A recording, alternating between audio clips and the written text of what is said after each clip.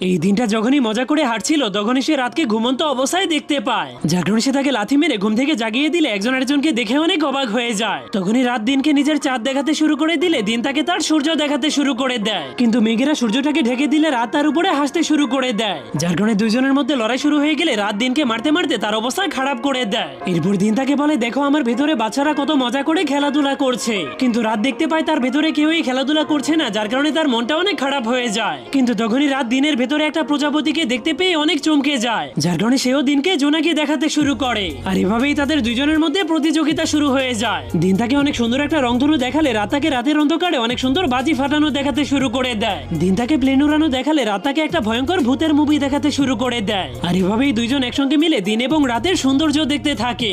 দিনের বেলা পুরো শহরে সবার মন খারাপ থাকলেও রাতের বেলা পুরো শহরটা অনেক সুন্দর লাইটের আলোতে চকচক করতে শুরু করে দেয়, যা দেখে দুইজন খুশিতে ডান্স করতে শুরু করে দেয়। কিন্তু কিছুক্ষণ পরে